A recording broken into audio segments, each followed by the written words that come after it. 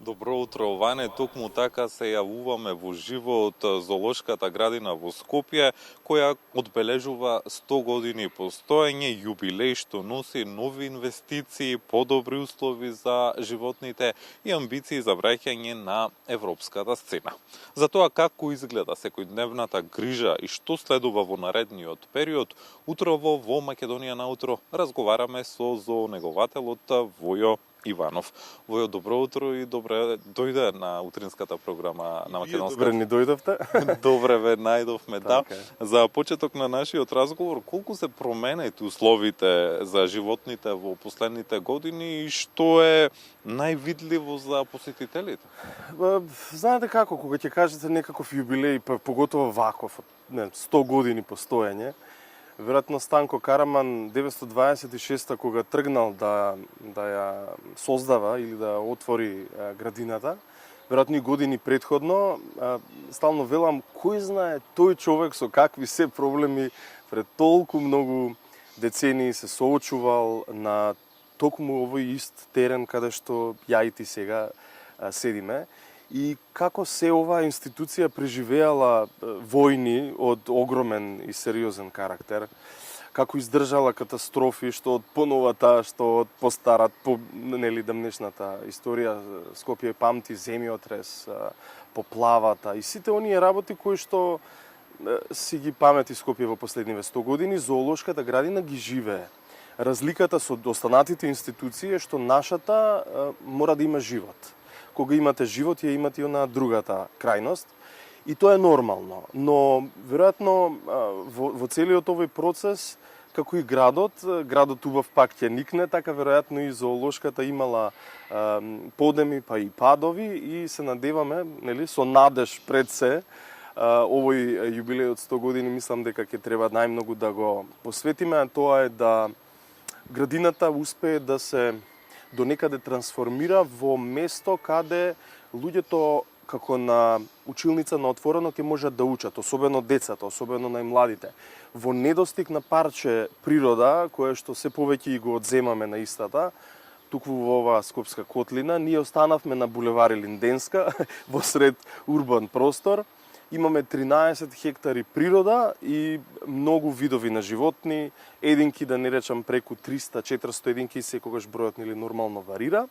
И се додека градот заспива одонде булеварот, замислете дека преку истиот заспива и африканска слоница, сибирски тигар, група јужноамерикански пингвини, фламинга и се останат.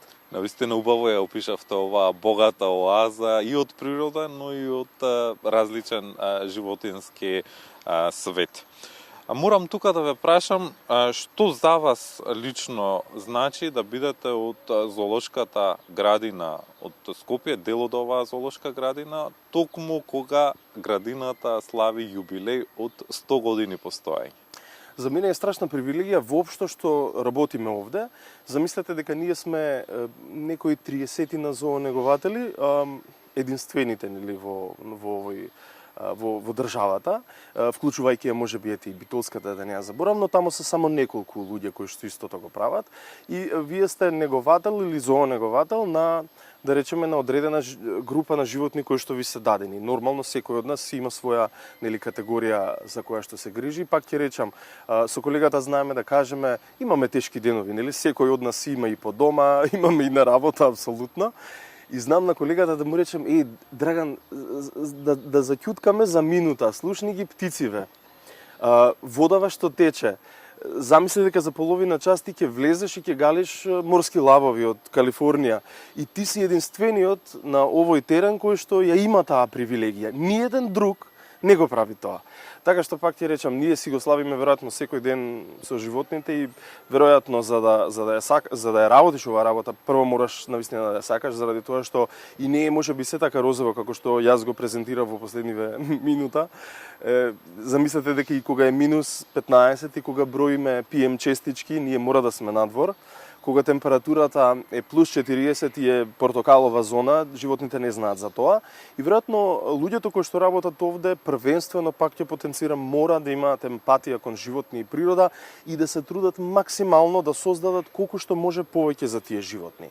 Иако сите тие овде се родени во зоолошки градини, за жал и не знаат како е некаде таму во природата. Претпоставувам како и урбаните деца, нели? Вие детето да го однесете на галичица без телефонот, не верувам дека ќе се знаеде да го врати патот до дома, а камоли да ужива во јадење качамак. Ама во секој случај, нашата поента е да ние таа вишок на енергија и љубов која што ја имаме кон животните да пробаме да ја пренесеме кон публиката. И веројатно модерните зоолошки градини мора да имаат таа цел, претпоставам, како основна, тоа е да ги мотивирате луѓето на секој еден начин или да ги редуцираат своите активности за што поеколошко однесување кон природата и секако емпатија кон животните нашата основна цел.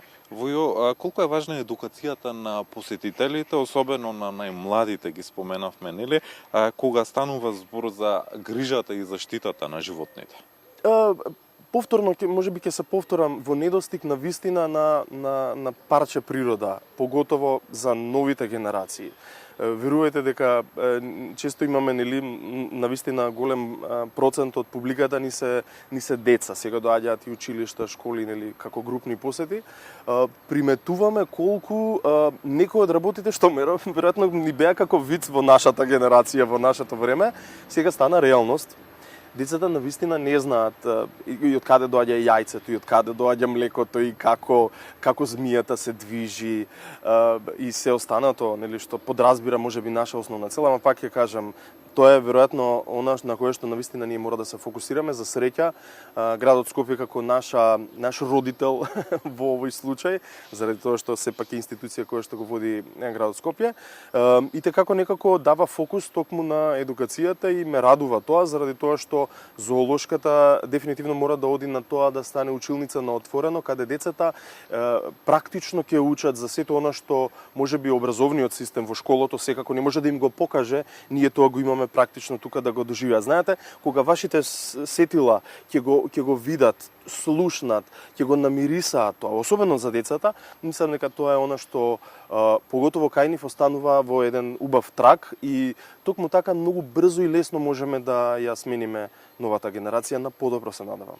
И за крај на нашиот разговор, ова е само еден почеток од активностите што следуваат во текот на целата година за одбележување на 100-годишниот јубилеј. Што е следно? Какви активности се планирани во текот на годината? Имаме некоја символика 26.10.926 и претпоставувам дека последниот настан ќе треба да се случи, или главниот настан некаде есеновска. Изминатиот викенд имавме едно мало тизерче или најава за тоа што ни следи, веројатно нели 100 дена од лето во натаму ќе ги броиме до прославата, но она што го направивме изминатиот викенд беше една нова иницијатива, ново-стара иницијатива за посвојување на животните. Секој еден од компаниите можеби кои што се одговорни во општеството или индивидуалци, приватни лица ќе можат да посвојат животно со тоа што стануваат некаков покровител на истото, каде ќе им се заблагодариме со некаква табличка дека сепак ја подпомагаат градината.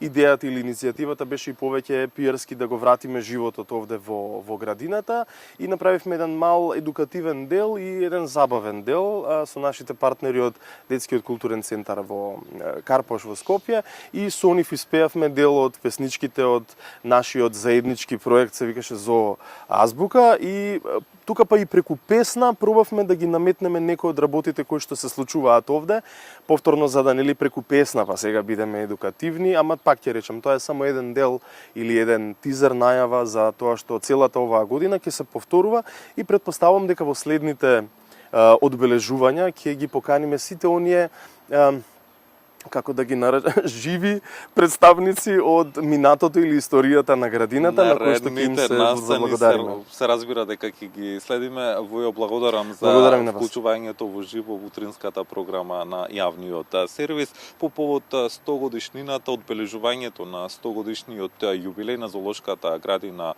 во Скопје. Утрово разговаравме со зоонегователот Војо Иванов.